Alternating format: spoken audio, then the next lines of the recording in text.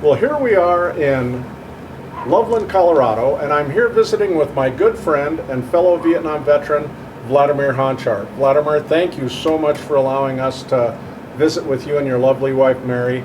And it's been a long time coming. I've wanted to come and visit you guys in person for a long time, so this is just working out perfect.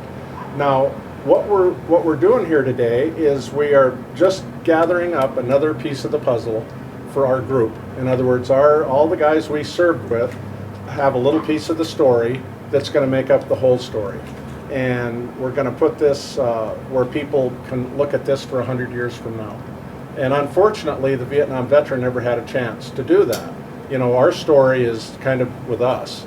So this is going to be a great opportunity for our families and relatives and friends to look at this and say, wow, you know, I'm proud of him. I'm proud that he served and so forth.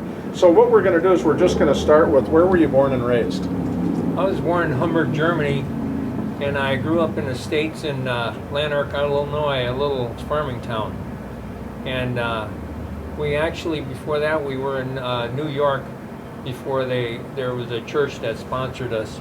And so we were in New York for a time before we ended up in Lanark, where there was a farmhouse that our family, my dad and mom and my two sisters were in this farmhouse, and the farmer didn't need it because his sons were farming the land, so they had this house there, and so we occupied the house, and my dad would feed the animals in the evening after he got home from work, and also we had a cow and some chickens, and we got a pig once a year to butcher, and actually my dad did that himself.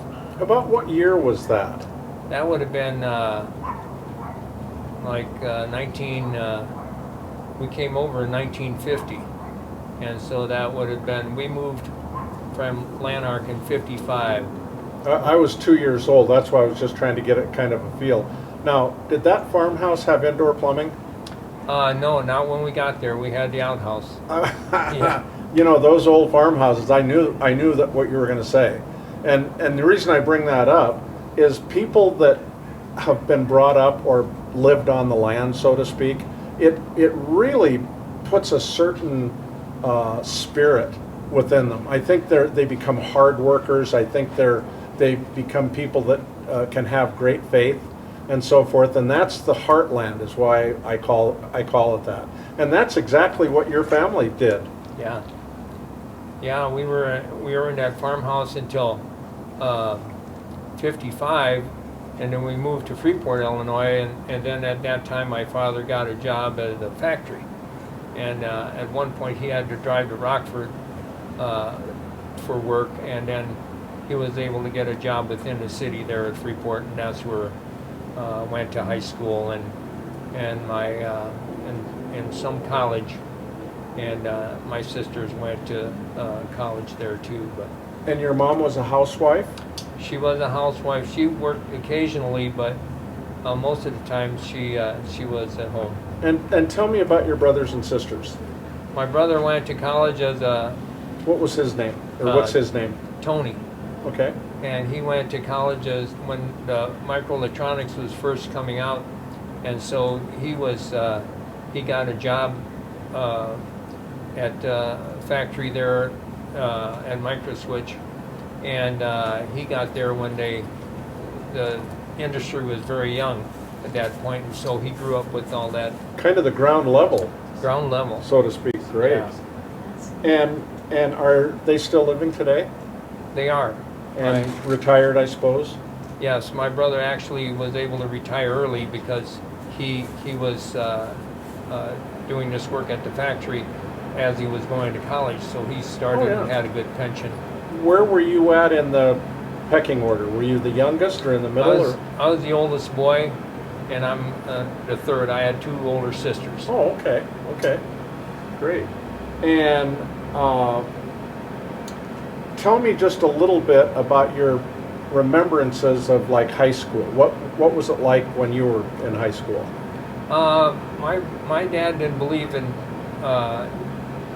anyone playing sports. He thought it was a waste of time. You should be working and making a living. I was shoveling snow, delivering newspapers, those kind of things. And then after in my senior year, I got a job at a fast food place, flipping hamburgers. Okay. So, and then I worked on the farm a little bit, baling hay and those kind of things. And then I ended up getting a job at Burgess Battery.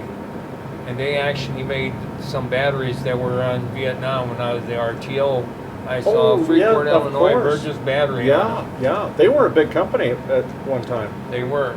And so I worked there for a short time, and then I got a job at Microswitch. And so I passed the test to be a tool and die maker. And so, but I got drafted before I could get into the program. So after I got back, the program actually got delayed for about 2.5 years. But I worked there in the factory doing other work, and then finally got into an apprenticeship. Now, you just answered my next question, and that's how old were you when you got drafted? I think I was 19.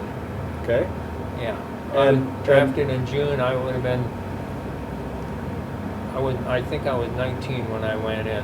What was your impression when you got the letter, and you realized, hey, I'm getting drafted? What was your feeling? Well, it turns out that if you were from an affluent family, you could bribe the gal who was. I've heard that. Yes, and that was going on, and even so. Anyway, since my parents suffered through the war, and I was born in a refugee camp, I had a sense of the violence and sacrifice that went along with war. And my dad was a prisoner of war, and he escaped the third time. And he was a man about my size, about 6 foot, 180 pounds, and he said he was down to 80 or 100 pounds by the time he got out. He escaped, and he was in some farmhouse up in the attic while the Germans were searching for him, and he was able to get out. Did he ever mention what prisons or concentration camps or whatever they were in? No, he never did. He very seldom talked about it. I could see that, he had a lot of there was just a lot of emotions. And of all the things you and I went through, I can't even imagine 3 times and then escaping and then. Yeah, because when they caught him, they beat him. Oh yes. And they probably beat him to the. Not a lot of Geneva Convention things going on in those days. No, and then what they did was if you wanted to escape, they asked you, the group of prisoners asked you, who wants to go next, because you may not have the strength to do it, you may not have the desire to do it. For heaven's sake. Did you say he escaped 3 times? 3 times. So he escaped once, got recaptured, Yes. repunished, retortured. Yes. Wow. And then so Wow. my mom, before they got married, they knew each other, and they were my mom, it was kind of they were pretty well off. They had a farm that could support the kids and such, and so my mom, he was gone for like 2.5 years, and they told my mom he was dead. He was gone. And so he showed up and he said, let's get out of here. And so they were in the process of trying to get out of Europe. So. Wow. I mean, what a story. I mean, that's a real story right there. And so your folks got married. Yes. And did they start having a family right away, or? You had to have in order to get out of Europe, you had to have a family.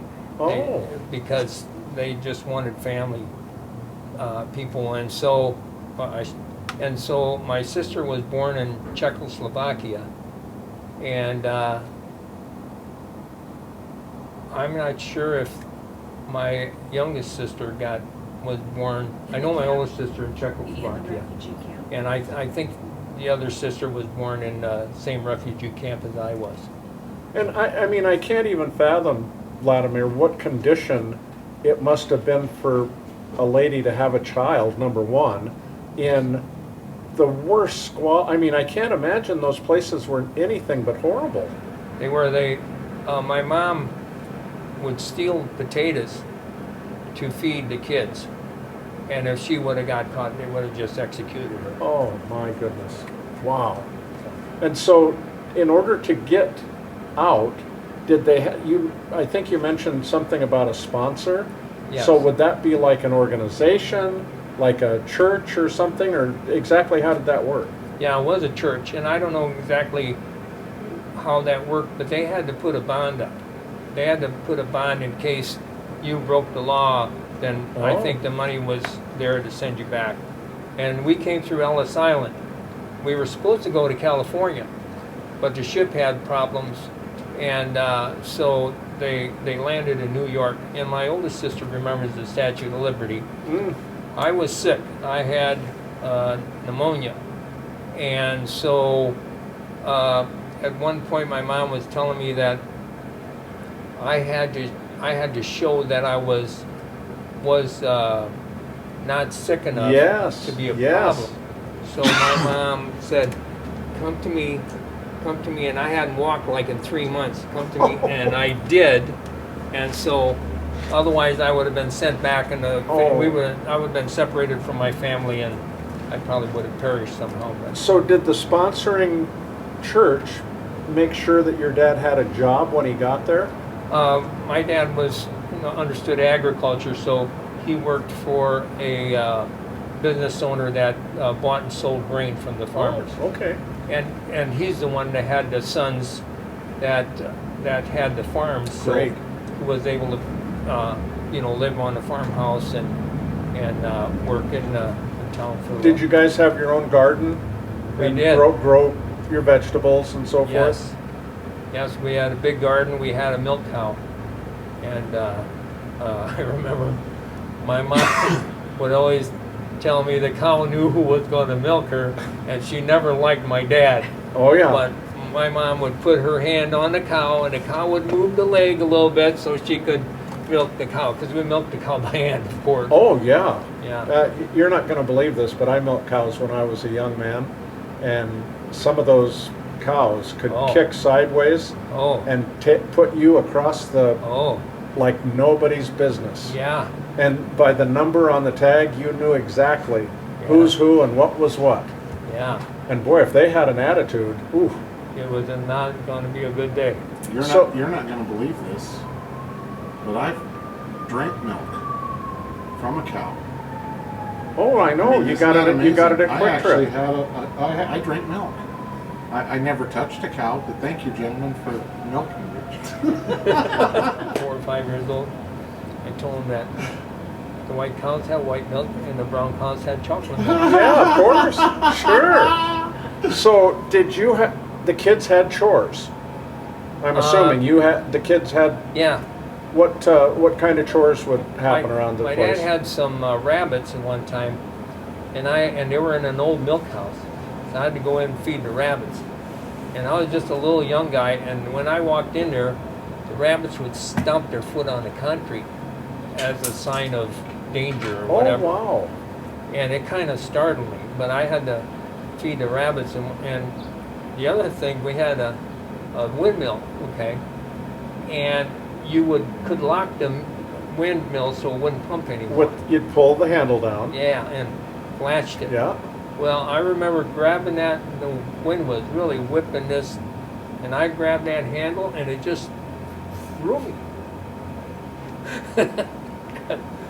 So, but anyway, I think I was probably 5 years old then or something, I don't know. But How did you guys get schooled? Was there a country school? yes, with a school in Lanark, and the bus picked us up. Okay. But I had been sick. So when I got there, my sisters were older than I was, and my oldest sister there was a school teacher in that school that said, I'm going to teach you how to speak perfect English. And she did. She taught my sister, and My, oh my. and she brought that home then, and then we spoke. But I didn't have any friends there or anybody else to communicate. My sister went out to school, and I was hanging around. Were the folks speaking German? Actually, they spoke a combination of where languages get like It mixed got kind of together. mixed together. Yeah, so it was Russian Oh. on top of Polish, and so that's what we spoke. You really had to know what they were saying to get it. And Yeah, and so I don't know if there's some Czech mixed in there or what, but So by your sister coming home, did the folks start picking up English? yeah, that was the slower process because Mom stayed home and Dad went out Yeah, to work. of course. And so that process was kind of slow. But once we moved to Freeport, then we're living in town now, and so you got neighbors, and my mom would go to the grocery store, and so, but when my brother was in college, he took German, and so my mother helped him with the Oh. German. She could when he'd pronounce a word, she'd correct his What a natural. enunciation. Sure. So, anyway, but she wasn't fluent in German either, but, Sure. you know, some of the languages. Sure. So did you enjoy high school? Did you enjoy going to high school? I don't know, Freeport was kind of like a segregated town. They had, on the east side of the river, the lower end people lived there. It was mostly a black community. And so when I was drafted, I went to Chicago, and they said you can't march in you can't be out there in more than groups of 2, okay? And so there was a lot of unrest at that time, and they were trying to bring some of that into that small town, but I think, you know, it still has a sense of being segregated there. Mhm. It just has that feeling, and I've been back there lately, last year or whatever, and it still has that sense. and I thought Dubuque, Iowa felt that same way. Hmm. So it's like everyone's back in the 50s, Oh my goodness. and that's just a feeling I Yeah, have. sure. Yeah. And but Colorado is not that way. So Now you just mentioned that you got drafted. I got drafted. So you're sitting at home, and your mom said, Vladimir, there's a letter here for you, and it looks like it might be from the government. Yeah, And you opened that envelope, yeah, and you read that, yeah. and what did you think? Well, I thought it was it's going to be a real challenge. My dad said he'd go for me because he knew what war was all about. Oh my, you know what? My dad said the same identical thing. Wow. I never thought I've never heard anybody else say that. Wow. My dad had a philosophy: do not take these young, healthy men that can repopulate the world. Send us older guys and give us enough cigarettes and coffee and ammunition and put us up there and just let us take care of it. My dad said that many times. Of course, it never happened that way, but it's interesting that your dad would say that. He said he was sleeping under. It was the Polish army. They had horses. They didn't have tanks. They had pitchforks. They didn't have guns. I've seen that in actual footage, in newsreels. He was sleeping under a hay wagon, where a round came in. I don't know if it was artillery or a mortar, whatever, and it landed in the wagon and didn't detonate because there was hay in it. So, Well, you wouldn't be here, yeah. I wouldn't be right? there. I mean, Right. that would have been That would've that. been it. And so, your folks weren't happy. They were pretty upset about the whole. They knew what the consequences Yeah. and about war, yeah. What date did you go into the Army? That was June 18th, 1968. Okay. And Did you have any girlfriends at the time, or any relationships at all going? Or I did not. Okay. Where did you do basic training? Fort Leonard Wood, Missouri. Okay. And what was Fort Leonard Wood's claim to fame? What was their fort all about? I don't know. They ran us. They really ran us hard, and I think we lost like four guys in basic training of heat exhaustion. Oh my and gosh. died. So was it an infantry fort? Is that what Fort Leonard Wood was? I think it was. Yeah. Although they had a big motor pool. I've talked to some vets that said they went there to learn mechanics. Well, okay, could have been, sure. So, but I ended up in Fort Ord.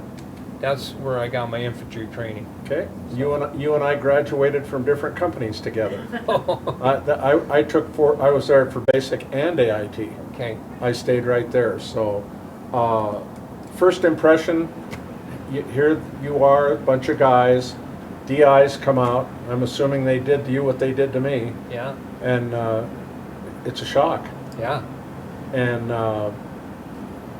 what were you thinking at that moment? Were you thinking, man, what have I got myself into? Yeah, we had a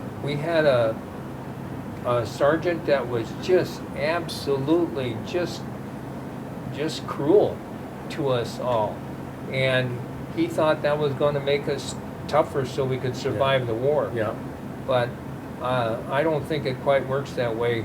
They had some young soldiers there that had been married before they were in, and they were going to, after basic training, not basic, but infantry training in Fort Ord, they were going to be sent over to Vietnam, and their wives came to see them, and they were not permitted to be with their wives. I thought that was just the cruelest thing, even though I wasn't married. But I just didn't see any reason for that at all. Yeah. Well, and I don't know if you remember this, but in basic, the NCOs were Army types. They weren't Vietnam veterans. AIT, now almost all the instructors and the DIs were all Vietnam vets. Do you remember that? Yeah, I remember it now that you mentioned it. And all of a sudden in AIT things got serious, Yeah. not abusive. In other words, now you're a soldier. We're not going to make you do push-ups and stuff, but guys, we want you to learn as quickly as you can. Yeah. And I'll never forget, as long as I live, our DI, when I first walked in the building to check in the very first day, he was sitting at the end of the barracks in a lawn chair in a pair of shorts and thongs and a shirt. And he said, come on down. And I noticed there was a cane up against the wall right next to him, and I didn't think too much about it. And so got checked in and everything, and he says, oh, I see you were a squad leader in basic. And I said, yeah, I was. And he goes, well, good, you're going to be my squad leader here. So, and he threw me the stripes to put on. Well, I come to find out that he had been a door gunner and got shot out of the air, and that helicopter, when it hit the ground, did this and threw him from the helicopter and really messed up. I mean, it broke his leg in 16 different places. His hip was all messed up. And so he had joined. He wasn't a draftee, so he had time left. And they said, well, what are we going to do with you? And they said, we'll send him to be a drill instructor for AIT. This guy would get up in the middle of the night. He had problems. I mean, I didn't know what PTSD was. I had no idea what shell shock was. I mean, I just didn't have a clue. This guy would come out in the middle of the night with a whiskey bottle in his hand, and he'd sit down. He'd have his Smokey Bear hat on, and he'd sit down on one of the foot lockers, and he'd say in a loud voice, listen up, people. And of course, everybody would wake up, and they'd turn the lights on, and everybody would get in a semicircle. And he started telling us about Vietnam, the real Vietnam. And you know, every single guy there, something happened. And you know, you remember in training, guys would screw around. After he started telling us about Vietnam, we got real serious. And I kept thinking to myself, I better learn as much as I can. But I think singly he did more to help us get prepared for Vietnam than anybody up to that point, you know. And but they were, and all the people on the, remember the instructors were all returning Vietnam vets. Yeah. And that they were, I mean, and they used to beg us, don't go to sleep in the bleachers. Do you remember that? Because guys, you know, they'd run you hard day and night and everything, and guys were going to sleep in the bleachers. And, Yeah. And they'd beg people not to do that. And you got, at the end of basic, they gave you your MOS. Yes. Did most of the guys in your basic get 11 Bravo? Yes. Yeah, mine too. Yeah. I think 98%. There was 2 guys from my hometown that went through with us. So there was 3 of us, and I remember the one guy. We're gonna build hot rods together, and so I said, I know how to build hot rods. I had this '57 Chevy hot rod. Oh yeah. I know how to build hot rods. So anyway, but he got home a day or 2 before I did, and somebody slit his throat and killed him. Oh no. And I just have never, No. ever gotten over that. Oh my gosh. And that was right after coming home from Vietnam, or coming home coming home from Vietnam. He, because I got on in January 70. Mm-hmm. 18th January. So he must have got home on the 16th. Was it just a gang type thing, or what do you think happened? I don't know. I don't know. I just don't know. When you went to Vietnam, where did you fly into? Benoit. Okay. And so they land the plane, Yeah. they come to a stop, and they open the door. Yeah. What was your first impression? It stinks. Do you remember the humidity? Yeah, it was just overbearing, and it was dark too. Yeah. And then they asked us if anybody could donate blood, because they needed blood. And I turned out I was O positive, not O negative. They wanted O negative. Oh yeah, that's the universal, right? Yeah. So I was O positive, but I gave blood. Yep. And I think they asked me if I wanted to work in a where they handled the bodies coming back home. Graves and registration. And I said I didn't think I had the stomach for it. Yeah. And so. And they were just looking for somebody to do it. I mean, right? Yeah. They you said no, and they probably went to another guy. Yeah. Just Asked him the same thing. yeah. I know that Doc Turner, who you've met, when he was in Long Binh jail, they burned the jail down, and they got him a review. He was going to be court-martialed, and some JAG officer felt sorry for him. I think he read the report that really happened. You know, Doc was with the one in the 5th mech, and he had seen so much death and dismemberment. He just couldn't take anymore, and he had put the last wounded. They'd gotten overrun. He put the last wounded guy in the helicopter and looked up at the guy and says, I got to get on. And they said, no, Doc, this is only for dead and wounded. And he took his M16 and he put it on his little toe and pulled the trigger. And he looked up at the crew chief and he said, I'm wounded. And the guy goes, get on, Doc, we're going. Wow. But Doc was not in a good spot, obviously. So you're 11 Bravo, you're in, was it Long Binh? Did they send you to Long Binh to process? Yeah, I was in Benoit, and then I got to Cu Chi. Okay, and then so did you have orders that said Charlie Company 25th? So you knew where you were going in Cu Chi. I'm not sure. Okay, and then but you wound up Yeah. in Charlie Company with the 25th. I remember a guy, and we were trying to decide if we wanted to be in B company or C company, and we were talking back and forth. He says, "What do you think? We go to B or go to C?" I said, "I don't know," and so we're going to flip a coin and then or whatever, and then I'm going to B.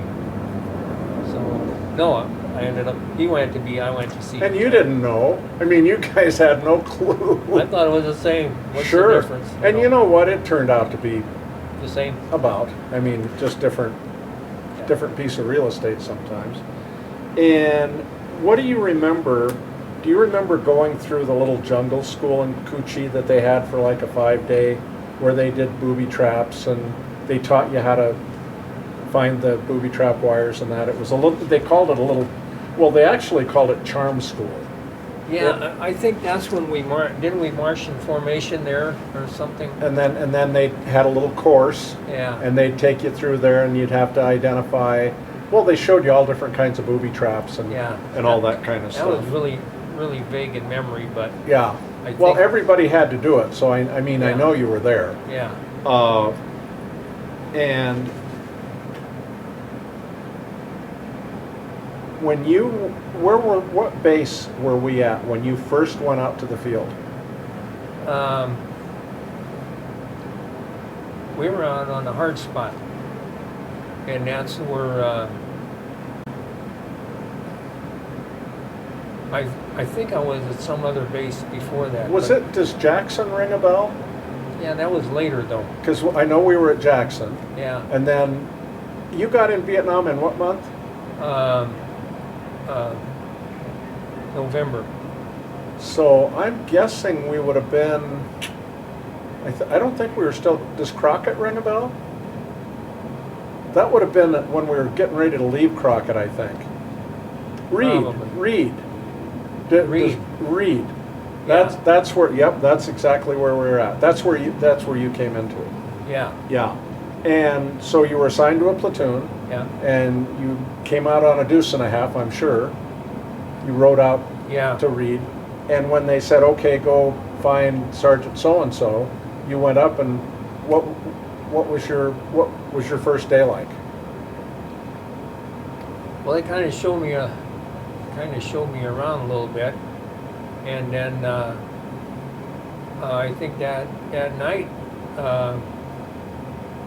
they the VC attacked us, and they thought the berm was our bunker line, but it wasn't. It was set back behind that a little bit. Yeah.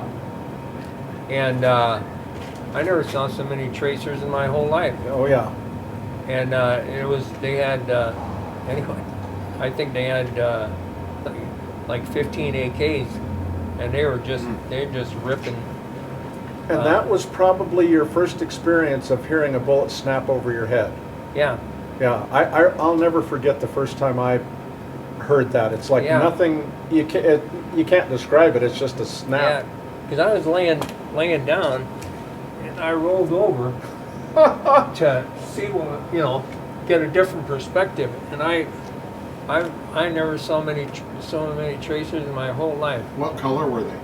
They were pink and green and Green. and there was some red ones in there, orange, whatever. And were we returning fire at that point?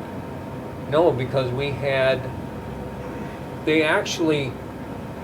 There was a berm, okay, 90 angle, and the two guys set up an ambush right there at the berm, set their claymores into the berm, Okay.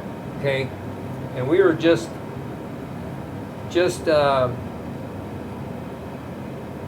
Backblast. yeah, we were You'd have got- just up on the corner. You'd have here. got the backblast, is that what you're saying?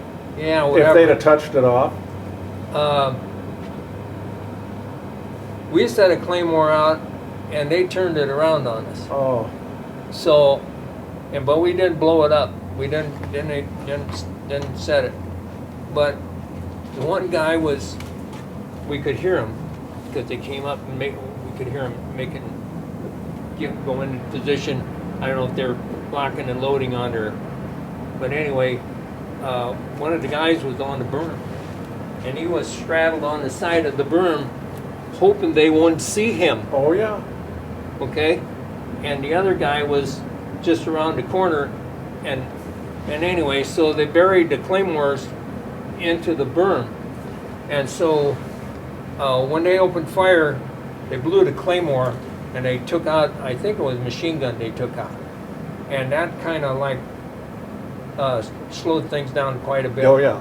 But the main didn't fire because those guys were out there. Oh yeah, they didn't want to hit him. Right. So anyway, it was crazy. Did you get a chance to shoot that night? I didn't even have. They sent me out there without a gun with 2 other guys. Welcome to Vietnam. You kind of got baptized by fire, didn't you? But you know what? You weren't the only one. I mean, that happened, you know, unfortunately. Especially in the fire support bases. It was like they just didn't think anything was going to like that was going to happen. Yeah. You know. You were what, in the 1st platoon when you first got there? I'm not sure what. Do you remember who the platoon sergeant was? No, I was a lieutenant. We had a lieutenant. That's the lieutenant that got killed there at when we got ambushed. Lieutenant. Gosh, my memory. There was 4 of us, and they got the lieutenant. Gosh, I wish I could remember his name. I remember when I went to reunion, I found his name and I tried to remember. Oh it, yeah, yeah, and I just yeah. you know.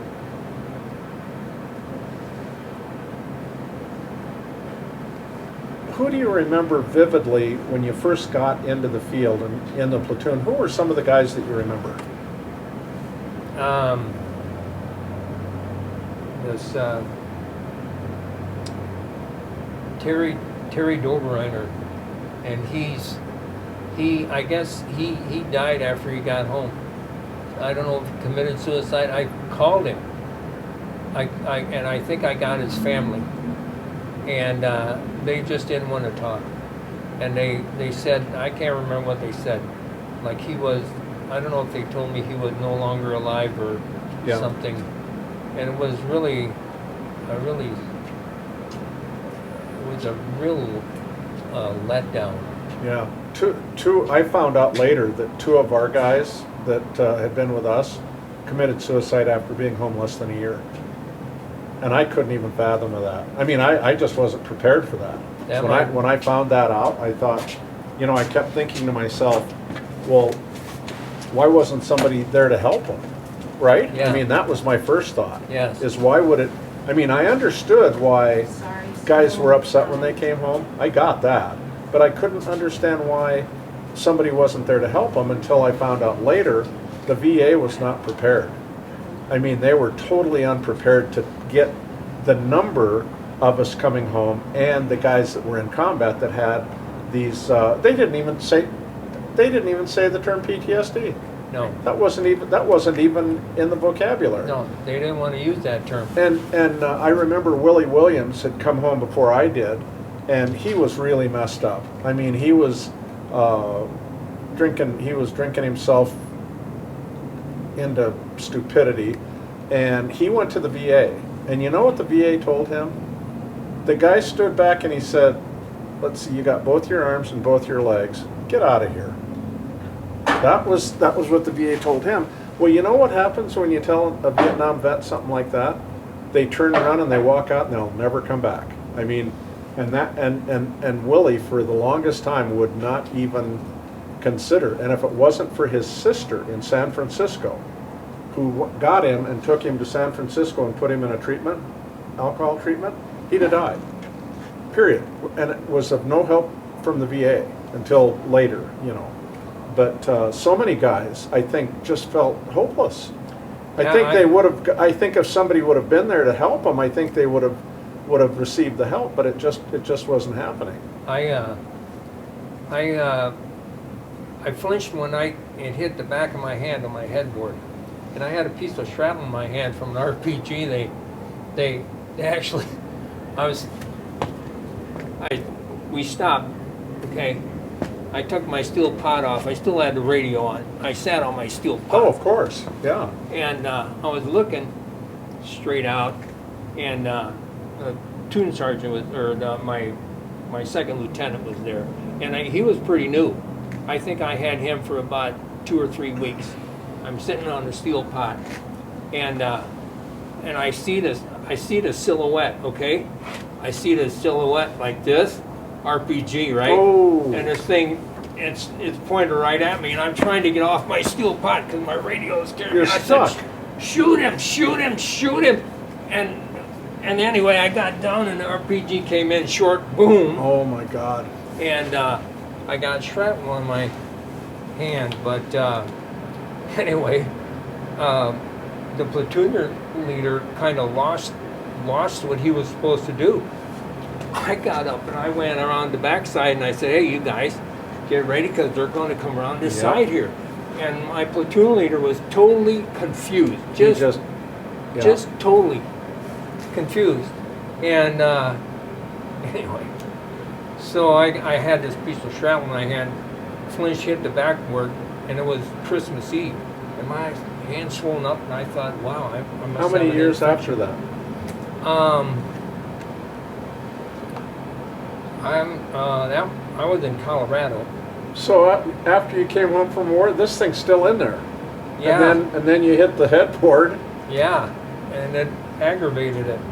So anyway, so I had a plastic surgeon, really nice gal. She said she did major wounds and all kinds of Yep. stuff. And she went in there and got the piece out. And she said to me, she said, "I think you have any issues with post-traumatic stress or any of that?" And I said, "Well, you know, maybe. I But don't that know." was that the first time you had even heard of that? Yeah. Yeah. And she said, "Can I have one of the members here talk to you about that?" I said, "Well, okay."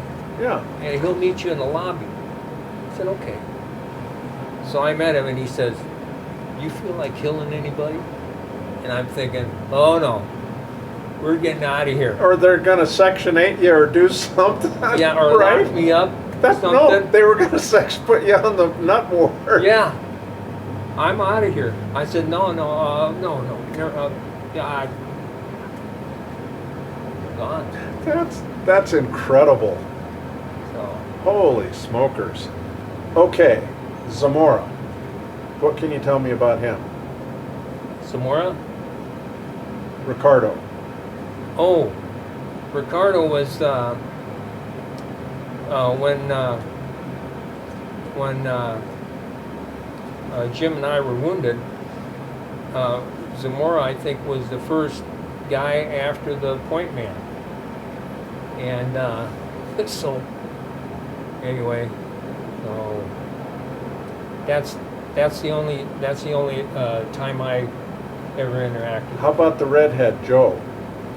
Who? Joe, the redheaded kid. What's Joe's last name? Oh, Ting? Oh, Nancy Ting, Joe Bogart. Bogart. Joe Bogart, do you remember him? I don't. Because he was in your platoon. I'm just naming names just Yeah. in case. I don't remember Okay. him. So who do you remember any names specifically in the platoon when you were there? Yeah, I remember the guy from California. Herndon. Yeah, Herndon. Oh, Earl. Yeah, Earl. so that's Yeah. right. Of course, sure.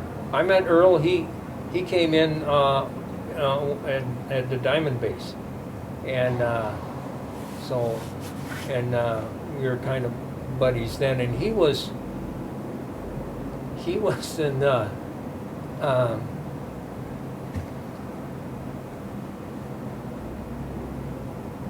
I think I came.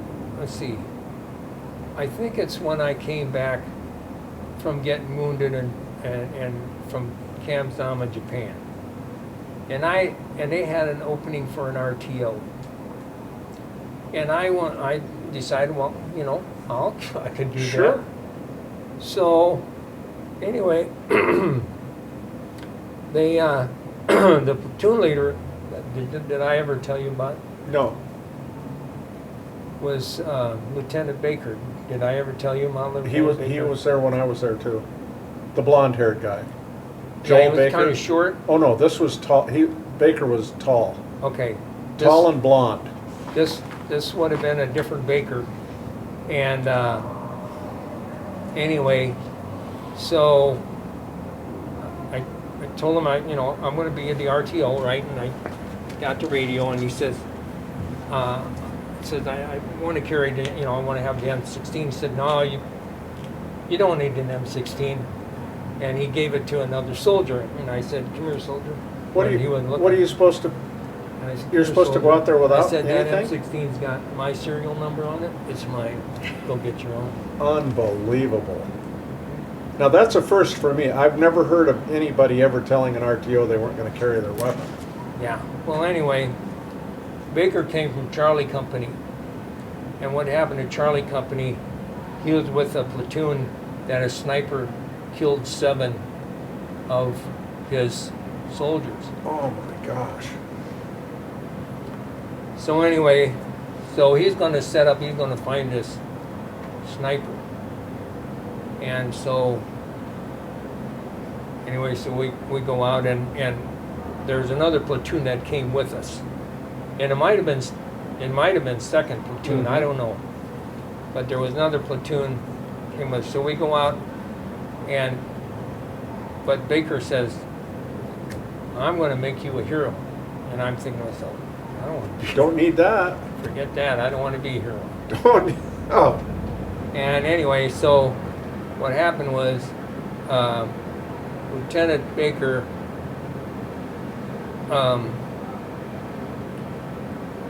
was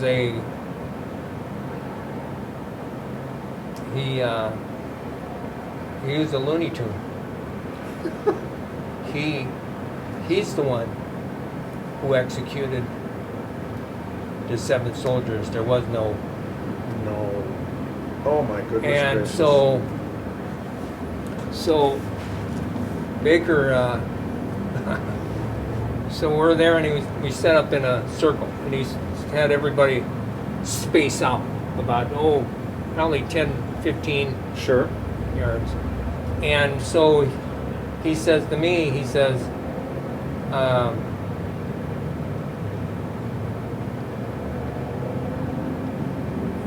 he said, give me the 16. So I give him my 16, and I'm just a little confused there, but I remember headquarters called in, and I'm on the radio, and I told headquarters to get somebody down here or we're all going to be in body bags, because Lieutenant Baker had a 25 or a 22 pistol. That's when he was executing guys up. He'd have them come up, and he had I think last time he probably had someone that was helping him do this, or anyway, and he wanted me to be a part of that in no way. That was going to make you a hero? Anyway. Is that what his plan was? Yeah, I guess. Anyway, so headquarters got on that phone. She said, give that phone to Baker. And he's screaming at Baker. He's swearing at him. He's screaming as loud as he can. You can't, what I said, you can't be saying that on the radio, okay? But he's screaming at Baker, and Baker he's oblivious. He's not yet. And finally, the other platoon that was separated from us came around, okay? And so they said, okay, hands up, because, they didn't know what was going on, okay? So I said, okay. I told Baker that I had to relieve myself. I said, don't kill me, because I gotta go, and I don't want to go in my pants. Right. So I'm turning around, I'm trying to figure out, I'm trying to figure out what to do. And sure enough, here they finally came, okay? And so Baker had his pistol, right? So he drops the pistol behind him in the grass where he was standing, and I said, he had a pistol, he's going to kill all, he's going to execute us. Oh, no, I said, yeah. And finally they found the pistol. Oh my goodness gracious. And so there, I'm going back with the, anyway, so they end up going back to base, and so. What did they do? Did they with, cuff that sucker? what did they do with the lunatic like that? They had him in the rear for a while, and what Baker did was he put the flak jackets on his hooch Yep. where he was sleeping. Yep. He jumped in there, threw a grenade under the hooch, and it blew up. And he said they were trying to get him. This guy was sick. This guy was definitely a lunatic. Yeah, he was sick. Did he stay there very much longer? Do you remember? I don't know. I think they finally shipped him out. Now, do you remember Sergeant Grissom? Yes. And he was a good NCO. Yeah, he was with. I think he was with Herndon. Okay. Herndon was in his platoon. And I can see the short lieutenant right now in my mind. I can see who you were talking about earlier, and he lives in Canada. Really? Yes, and for the life of me, I can't pull his name up, but I got a picture of him sitting in a Jeep in Cucci. He wasn't tall. He was a pretty short. But from everything I was told, he was a pretty good NCO. I mean, a pretty good lieutenant. I don't think this is the same one. But for sure, it's not the same one you're talking about. I'm sure it was, because he would, you know, after this fiasco and what happened in or B Company, they wouldn't let him out again. Yeah. Do you remember getting mail and care packages? I did. What was that like? That was just amazing. That, you know, someone would remember me and send me something. It was just treasure. When you wrote home, who would you write to? I wrote to my brother because my parents didn't speak English. So I wrote to my brother. They didn't read English. My dad read the Polish Gazette from Chicago. Oh, for heaven's sake. So anyway, You know, this is going to sound weird, and I don't want it to, but if your dad didn't speak English, how did those folks get along in the workplace? well, he did speak broken English. Oh, okay. I was going to say that Yeah. if you didn't, He didn't read English. He spoke English, but he read Polish. okay. And tell them about prejudice, the being an immigrant and the prejudice. Well, you know, no, I don't know what to say about that. About your dad? You said that people were not nice to you. Oh yeah, you know, there was prejudice if you were you know, an immigrant. Oh, I mean, have to believe you know, that. that's just the way it was. Oh, yeah. Maybe tell them about not getting your citizenship, that whole story. I think these veterans need to hear this. Well, I can't hear you. Well, it's And I shouldn't about be interrupted. being a citizen or getting your Something about citizenship. Yeah. What's that story? Oh,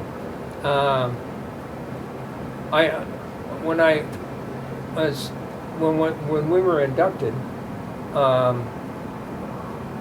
they said that I was. They weren't sure, but they thought I was a citizen, but they weren't sure. So, I was in Fort Leonard, Missouri, and they said, "All right, we're going to have a guy come in and see if we can verify that." So I waited until like 12 o'clock midnight. Nobody showed up, and went back to the barracks. But it turns out that if you were 16 years old and went through the school system, and I think if you were under 16 and your parents got naturalized, then you were automatically more or less That makes naturalized sense. with them. But your dad didn't have the money when you came Oh, to yeah. Ellis Island. He didn't When- understand the significance of When becoming a everybody citizen. was getting their citizenship papers, my parents first, and then my two older sisters, and then I was next. My dad didn't have $20 for the process, so he said, "Don't worry about it. Once you go in the Army, Oh, for heaven's sake. you'll But then get that Army handled. My brother, promised- he was born here. Please tell the rest, because they need to hear it, Vlad, because I shouldn't be interrupting, but this is important. The Army promised you your citizenship, didn't give it to you, and in 1990, Well- you went to Denver Immigration and got it. Here's what the issue was. They had no attorneys or people who could determine whether I was a That's citizen crazy. or not. Okay. And so I said, I don't have documentation. I think I'm a citizen. I said, my DD-214 says I'm a citizen, Yes. but I don't have It's documentation. interesting you could get a DD-214 and not be a citizen. So anyway, so I went to in Denver there and anyhow, so Did you say I've been saving this $20 for all these years? Well, so he they said they were weren't gonna so nice. lock me up. I said you can't do that. I got to go to work. I own property here in Denver, and here's my DD-214. I served in the military, so they said, well, okay. And so I ended up finally when I was interviewed about my citizenship, the gal was really nice. She said it's retroactive to what was it, 1962. Oh, yeah, yeah. And so And if I had been his wife, I would have been fighting and talking to every senator and congressman. That's wrong. but anyway, it just I really was, but they didn't know. Yeah, you know, and I mean, we're talking about a highly decorated veteran here. Exactly. so anyway. God, Yeah. oh my, So jeez. that's why everybody needs to hear all of But it. you know what was even crazier is when I used a nickname when I was working at that hamburger joint, okay? And so they filed for my social security card, because, you know, so, and they did, and they put my nickname on it, What was your nickname? Lottie. Nobody could say Vladimir Lottie. Lottie. Okay. Lottie. That's, you know, cut the Lottie. V off. No, and- Lottie. Lottie. Oh, lot with an L? Yeah, Yeah, it's 'cause like, no not one Lottie. Just Lottie. Lottie. Oh, yeah, Lottie. But anyway, so, So that's what they put on there. yeah, Yes. and so anyway, so here's, I think, when was that? That was 19 something, probably close to 2000 or something. And they said that your name had to be exactly the way it I was. know. Yeah. Remember that? Taxes. Okay. And so I'm dealing with Lottie, and they said, so I went in there and they said, well, it's a name change. No, it's a nickname. I just want to fix it. Do you have a letter, a formal letter, and all that stuff?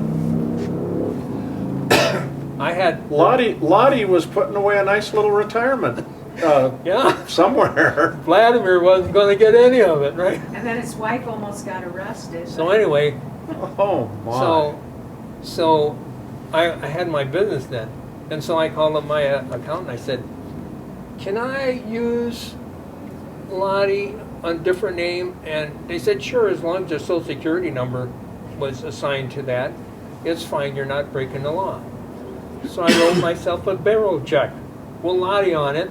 Went to I said, here's a formal document with my nickname on it. So let's get it done. Isn't that an unbelievable One story? thing after another. And I took my wife with me. She was going to go over the counter, and it was really funny. The guard they had there, I was taking martial arts at the same time, and the guard was in my martial arts class for just a couple No. classes. And I know he knew who I was, but anyway, I thought Mary was going to go. Yeah, I thought, this And they're guy's gonna been throw through her hell in and jail. back. Leave him alone. I can't even imagine it. So I gotta ask, did you stand and raise your right hand and take the citizenship or what, Yeah, I think I did. It was with one of the she was an attorney. did they charge that you? approved it. Yeah, it was $60. $60, but I got the formal document in I retroactive. think I'd have that framed on the wall. And then tell them what they did when we got to Iowa. An alien investigation. Oh yeah, I had on to them. when I went to get you know how you had to have a star on your your driver's license to fly. The real ID. So they it took him like 3 weeks for me to get Even processed. seeing his I immigration had papers. to go there the second time, and anyway, so we got that Now, handled. how does a little kid have all this stuff? You I mean, know, when the little kids are coming through Ellis and the parent, I mean, I know it. how would a child have that? And no one understands it, and it's. I don't understand. Yeah. I'm just wondering, how does that work? Well, even the name of the form, alien investigation, I was appalled. I told them to, and I called the main office in Des Moines, and I got an angel, thank God. Because Vladimer said, what are they gonna do? Come knocking at my door and take me away? Where are they gonna send me? Puerto Rico? No. Yeah, probably, Yeah. John. Well, it says Hamburg, Germany on there. I can't speak Oh my language. God. Sorry, I'm interrupting. No, I'm no. emotional about all this stuff. What do you remember one of the care packages had in it?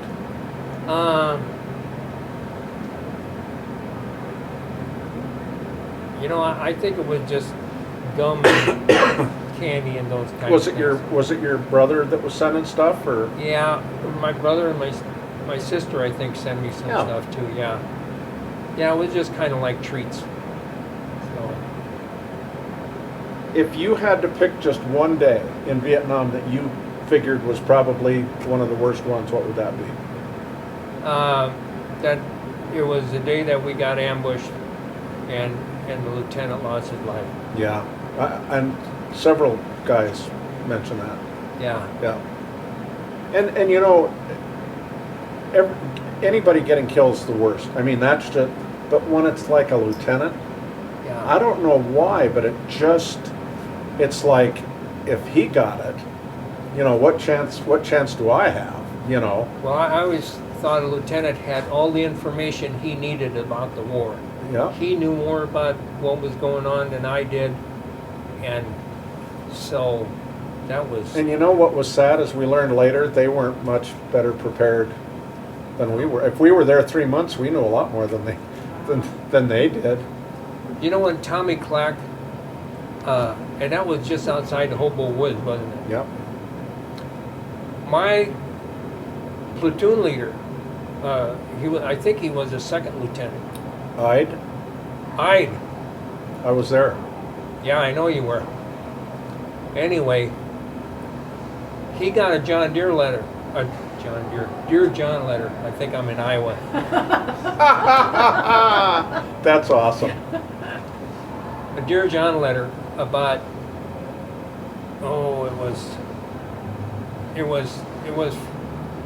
it might have even been a month before that. And all the guys, I'm the RTO, and all the guys are saying, hey, this guy's every fence, he's looking for a, and he said, these guys, they're saying, do something, this guy's trying to kill us. So I talked to him. I said, look, you're putting us in danger, and that's not right. And so I think he listened, he quit doing that. I remember one night, we're out on ambush, and it's dark, no moon. And he's there with his flashlight with the red lens Oh cover, yeah. Oh yes. looking at his map with a poncho liner over him. And they probably could see us probably 3 miles away. At least, sure. But anyway, so he went in there and he found his. Well, let me tell you about that story, because it's probably one of the most unique stories of the whole time I was over there. They were going to send us into that village to find a bomb maker. There was a guy inside the village that was doing all the booby traps and all the landmines and stuff. And they said, well, we've had enough of that. We're just going to go in and find the guy and either off him or capture him and bring him out. And our lieutenant, O'Brien, for some reason or other, had to go to Cu-Chi. Your platoon was going to go in there the following day after we went in. So you were on board to go in the next day. So Ide goes over and says, is it okay if I go with you guys? Because I'm going to be bringing my guys in here tomorrow and I want to get a lay of the land. And of course, him and Peroni were walking point. He was out in front with Tony, was carrying his radio for him. And so we're going, and of course, do you remember Herrera, the Mexican guy, Herrera?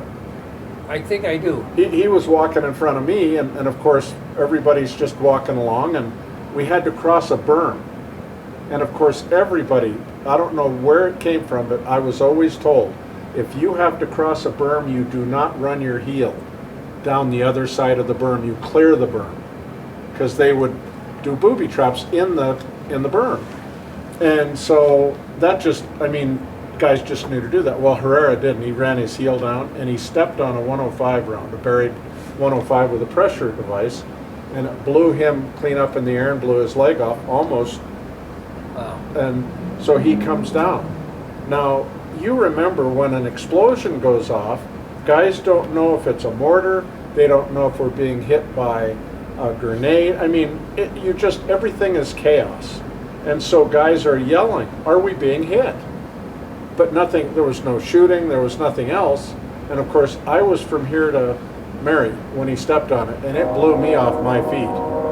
And I knew immediately what it was. And I crawled up to him, and he's in that hole, the crater. And I looked up, and here comes Marquez and Ed Clennon, who had never carried a radio in his life. Marquez's RTO had to go to Coochie for some reason, and Clennon volunteered to carry the radio for Marquez that day.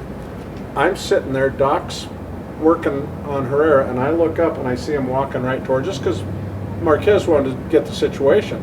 And he had already called in for a medevac, because he knew somebody was hurt bad. And I looked, and Clennon stepped on him. 15 feet in the air, come down, dead on arrival. Marquez is face first on the ground. I thought he was taken out, but it turned out he wasn't. And so then, just seconds after that, here comes Ide and Peroni coming back to see, and Ide stepped on one. And of course, did you ever hear about what happened to him? It's awful. But anyway, Peroni was behind him, and a piece of the shrapnel went right through the radio and into his back. Wow. I mean, just whoosh, and he went flat down, and there was about that much water. And he's face first, he's unconscious in the water. And Ide was dead immediately. And so then Marquez is getting the cobwebs out, and he sees Peroni go face down. And he knows that if somebody doesn't get to him, he's gonna drown. And plus he didn't know if he was unconscious or whatever. So Marquez runs up there and literally lifts him out of the water. Peroni remembers this, and sits him up against a berm. And then of course the rest is history. The medevacs come in. We've got to go out and put the bodies. And when I walked out there to take Herrera, that was one of the scariest days of my whole life in Vietnam, because I was convinced I was going to step on one. And we found out later those 105 buried rounds were for tanks and PCs that had been operating in that area, so they were going to blow some tanks. And unfortunately, if a GI steps on a pressure device, it goes off just as much as if a tank rolls over one. So that was a horrible day. But you guys were going to be in there the next day. That was what happened. And I just wanted to see he just wanted to get a lay of the land. Yeah. So we'll talk about bad luck, if you will. And if he was looking for one, he didn't see that one coming. And then Tony, when they operated on him, they said if it would have been an inch over, it would have clipped his spine. Wow. And he'd have been a paraplegic or whatever.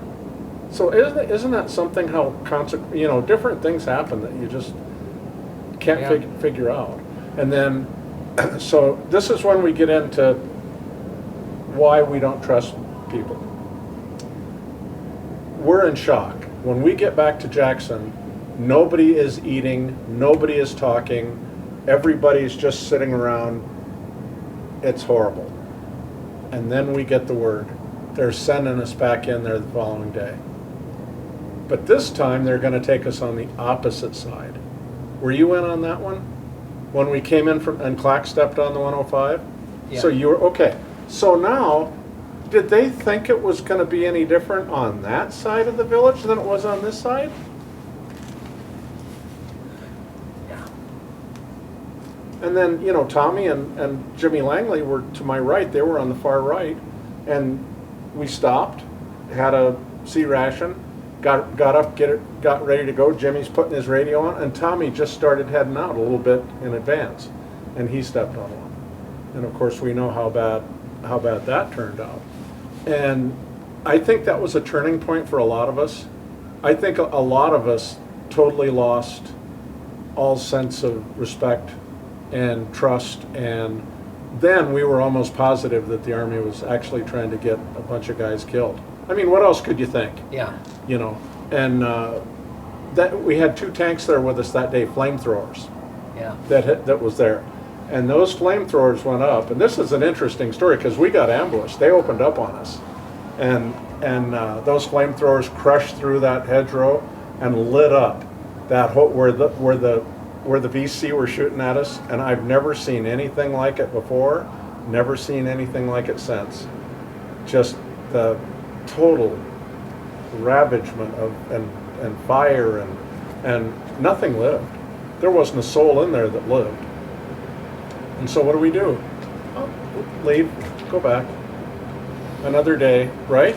Yeah. That was pretty much kind of how we operate. I didn't mean to get off the subject. I apologize. Yes, you did. No, I'm No, I really didn't. glad you filled that in for me.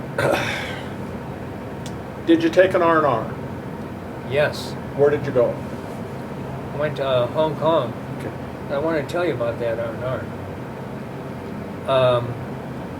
I had a lieutenant come. I told him I've been here a while. I need to go on R&R. I need a break. Yeah. And lieutenant says the only way you're getting out of here is in a body bag. Oh man. Because they had me assigned for one, and he gave it to somebody else. So that was probably maybe a week or 2 or 3 before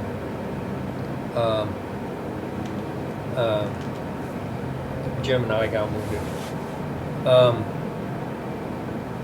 But if I went to Hong Kong in R&R, and that was from the swimming pool.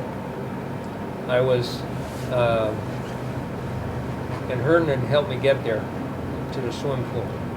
So anyway, but I went to Hong Kong, and the cab driver had Young Rascals on the tape deck, and it was New Year's Eve. Oh, for heaven's sake. So we were going to the hotel. But anyway. You didn't stay in the Merlin, did you?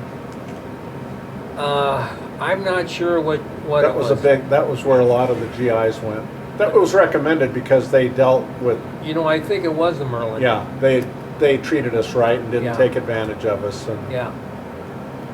So, but it was. This is really kind of strange. When I came back from Cameron Bay, they tried to get me some kind of clerk job. I couldn't. I had typing in high school, but that was a long time ago. didn't carry over very good. It did, yeah. And so they tried other things, and then somehow Herndon. Somebody told me you got to get a hold of Herndon. He wants to talk to you or something. And anyway, somehow I got in contact with him, and he told me about the swim pool job. And so I went and talked to the head of that special services. I think who you lieutenant. talked to was the 65th Engineers. The first sergeant was running that job from 65th Engineers, I believe. Okay. And the only reason I know that is because when they finally got me out of there, that's what I was assigned to. Okay. I was assigned when we were building the swimming pool. Okay. So that's the only reason I know that. But anyway, that head guy, I told him that I had 2 Purple Hearts and stuff, and he said okay. So he'd take me on. He said there was another guy, but I had more Purple Hearts than the other guy did. So he'd take me on, but he said he gave me a date that I had to be there, and he said, but you have to get released from your Yeah, from your because you had to company. be assigned. Yeah. Yeah, that's right. I had to be released from my company, and so I said okay, and he said I had to be there at, I think it was like 1 o'clock. He said if you're not here, job goes to this other guy. I said okay. So I went in, and told the master sergeant that I wanted to get the job in the swimming You pool. had a chance to do it, yeah. Yeah. And he was not going to cooperate. Oh, He had me out there in detention for like 3 or 4 hours. He said, "What time do you have to be there?" And I told him, and that was the truth. So about 2 hours later, hour later, he asked me again, "What time you have to be there?" And I lied. I told him it was earlier. noon or something. So So he harassed me some more and went back in, told me to stay at attention. So finally he comes out and he says, "Well, you're late, but if you can get the job, I'll let you go." And You did some quick thinking there. And I acted like I was late. Sure. I acted like I was crushed. Oh, I yes. acted like I wasn't going to make it, and I said, "I'm not sure if I can." If they'll let me have the job. So as soon as he turned around, man, I booked down there, and I just got there in 5 minutes, just in time. He said, "You got the job." Unbelievable. And you know, that's another thing. It didn't mean anything to him. No. It was just a power trip. Yeah. That's all it was. It's just a power trip. You know, I had my green card with me, and when I got wounded, I gave my wallet to somebody, and I'm sure they gave it to headquarters. I had a $2 bill in there. I don't know where that ended up. And then I had my green card, and I know the Tell them what your green card was. the master sergeant had my green card, and he wouldn't give it to me. What's a green card? When you enter the United States, you're fingerprinted and photographed, and you got a card that states that you came into country legally. Oh, yeah, okay, Yeah. sure. So, well, we all had. So he took it? I know he had it, and he wouldn't give it to me. He didn't tell me he had it, but I knew he had it, because I think he gave me the empty wallet back. Oh, So, but anyway, I got the job at the swimming pool. Who cares, right? so tell me about Hong Kong. Did you do sightseeing? I did. It's a beautiful city. I think I went to a theater and saw a play. It was with the puppets kind Oh, of yes. things. And You rode the ferry, I'll bet. yeah, I rode the ferry, and this guy ended up buying a couple of suits from him. But that was all right, you know. And He still has them. You know Yes. what? They were very reasonable. I had a sharkskin suit made in Hong Kong, yeah, which was like absolutely the thing at the time. yeah. And of course, I wasn't as lucky as you.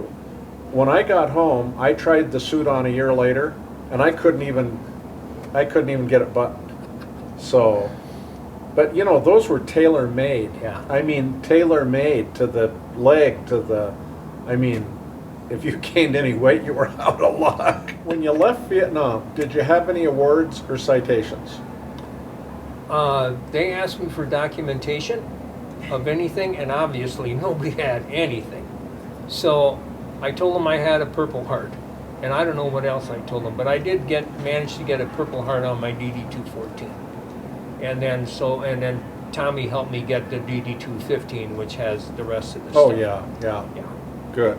So And when you got home and the Freedom Bird landed, when they opened that door and you got down those steps, what was your feeling? it was when we got on that bird, the stewardess came up, and there was 4 of us. And she said, "You guys get in the back of the plane and shut up, and I don't want another word out of you." And so we did. And then I landed at O'Hare, okay?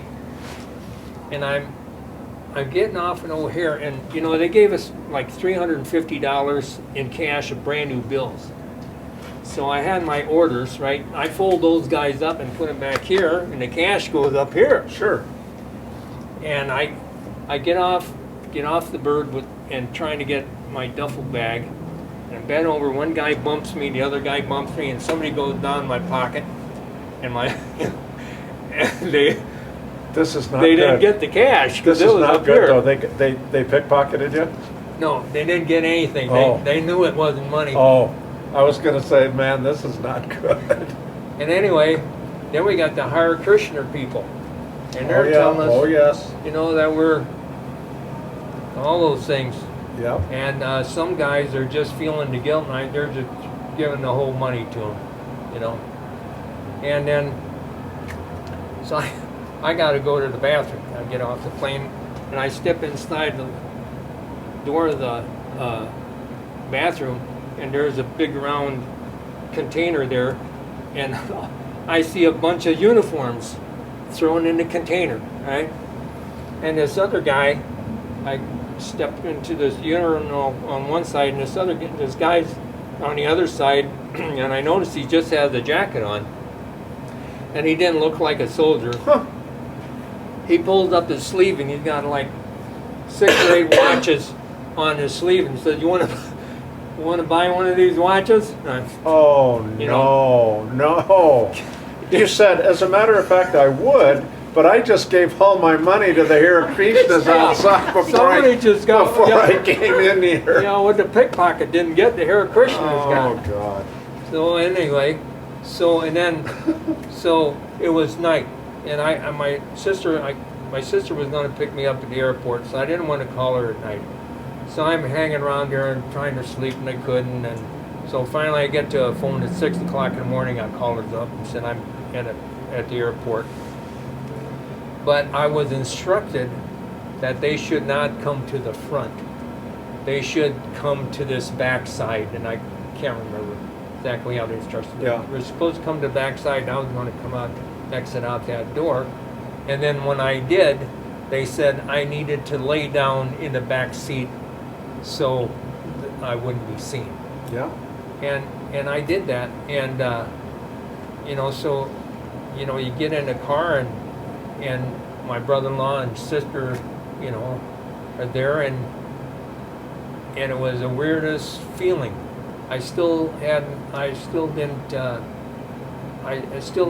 grasp the fact that I was, you know, close to home, and felt that I was still in some state of transition. Yeah. And so my sister, I sat there and I didn't know what to say. And I don't know if I don't think I teared up or anything. It was just like another assignment almost. And so my sister started to talk to me, and I know I was giving her one word answers. You know, not deeply engaged in the conversation. And then when I got home, my mom wanted me to stay around the house. She hadn't seen me for, Sure. you know, of course, and then somebody calls up and threatens to kill me or something. Oh, my. And so that really upset my mom, and she didn't want me to leave the house, and so all my clothes didn't fit anymore, and so anyway, but eventually. And you know what's so sad about that whole thing is we didn't know why. We had just, basically we were fighting for our country and thought we did the patriotic thing, and then we come home and that happens. Yeah. It was very confusing. It was. Well, we're winding down to the end. What does your wife mean to you? My wife has been my stability. When I'm down, she somehow, I do know that she's there. And she's always been there. And so when I'm on that edge and, you know, just really not totally in the moment, where I'm drifting off and don't have a perspective of where the level plane is. I know she's there, and she senses all of my emotions, and she reads me like nobody else can. And so even when I'm trying to tip the emotions a little bit one way or the other, or disguise what I'm feeling, she can penetrate that, and she really good. But she's absolutely, without her, there wouldn't be me. And there's a lot of times where you could just get so frustrated, and you feel that, it just isn't worth it anymore. And if you're gone, so be it. And my father told me once, when he first had his first heart attack, he told his doctor, he said, I'm 75 years old, I had a great life, and if it's my time to go, then I'm ready to go. And so I almost feel I'm at that point now, that, I survived this horrible war. I've done some things that, I'm not very, I made some bad decisions, and I made some good ones, and I tried to make up for those that, that I didn't make the right choices. But, here I am. And my wife is everything. What you described about Mary is, I think they call that a soulmate. Yeah, absolutely.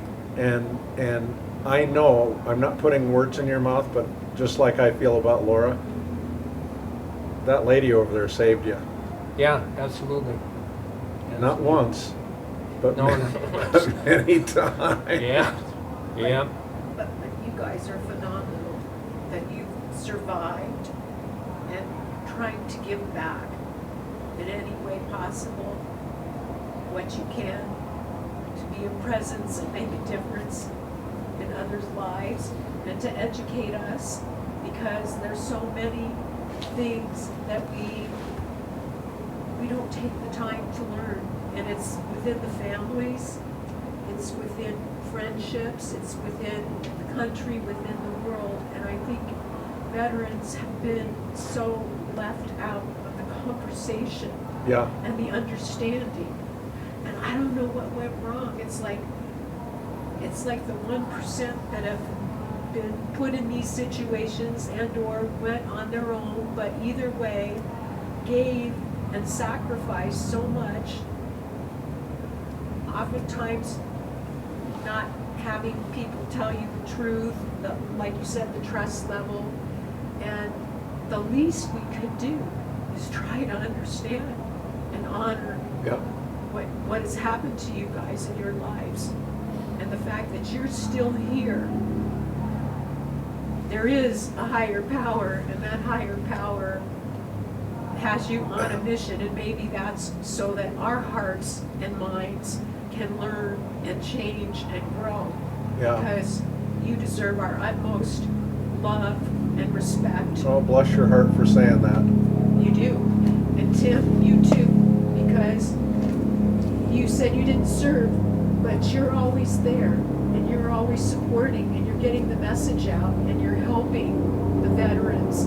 And that's so important too, because without you, how would their story be told?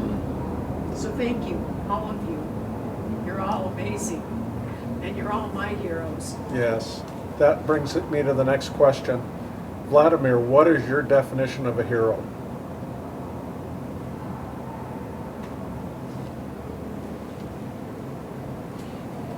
I think selflessness. Just, I think what happens is those that for whatever reason, are able to make some critical decisions that happen to fit the circumstance, that cause a better outcome maybe, or prevent, some other calamity. Mm-hmm. And I think that's a good one. What does the American flag mean to you? American flag to me means all of those things that especially soldiers have ever mentioned to me or talked to me about what they thought this country should be or could be. That's what that represents to me. Now, these videos, this compilation of videos that we're doing, I'm going to try in some way, shape, or form to get enough funding to have them up for 100 years. Because what we're doing is Ancestry.com in person. I mean, this is deep, right? This is a story, this is history. So I want you to just look in the camera, and I want you to tell the generations to come, after you and I are long gone, what advice do you have for them? Don't make the same mistakes that this generation made for whatever reasons. The war that we got into this mess, and look at what the outcome was. It didn't serve. It didn't serve much. There was a lot of young lives that got destroyed, and I just haven't justified that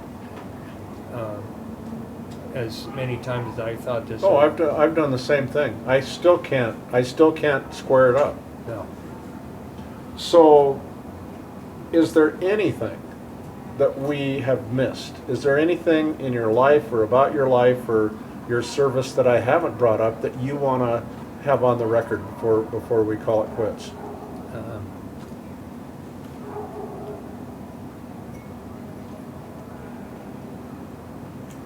No, I don't think there's I anything. think we did. Do you feel like we did a pretty good?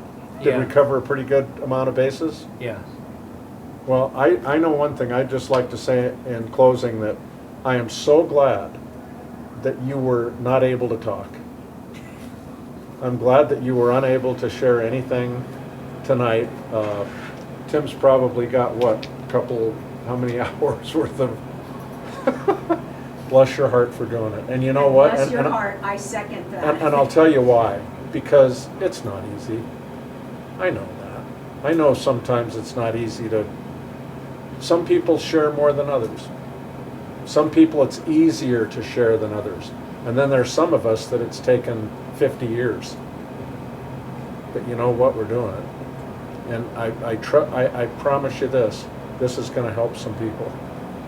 Well, of all the guys we've interviewed, Vladimer gets best hair for a guy his age. Yes. Oh my God. Yes. I thought Yeah, I we was do looking have at- awards that we'll be handing out. I thought this was a Robin. I thought this was a Robin Williams stunt double. I mean, look at him. Tell him who cut your hair, Vlad. It's my Since dad. COVID. I got my dad's hair. I mean, you got. I But mean, tell look him at who that. cuts it. Tell him who cuts Who your cut hair. your hair? You cut your own hair? Since COVID, yes. You're killing it. COVID, I was going to a barber in Dubuque, and after I get the Jiffy cuts or all those other guys, yeah, yeah. right, and females, and they just can't cut it right. So I went to this old guy, and he's the only male barber in Dubuque, and he's Is he an old scissor guy? Does he use scissors? yeah, he does both. Yeah. And anyway, so what happened is I had to go to Denver for that court hearing, right? And so he cut my hair. When I come back, and I had another haircut scheduled, he was sick, and I Oh. thought, he's got COVID. And then I got thinking, well, look at these beauty shops where they're getting COVID. So I got me a kit, and I've cut my hair since probably a whole year now. Are you they- using a Flowbee or what are you doing? How do you get, I mean, how do you get the link to be correct? Well, you got those spacers, right? Oh, yeah. The Yeah. different number 1, 2, 3, 4, and you can, Yeah. So you start from the bottom. I'm okay? pretty impressed. You look great. Well, I You do thank you for this saying part. that, Tim, because Because he Okay, was then you shaving go his to the head, next so one. I like You it do better that this part. way.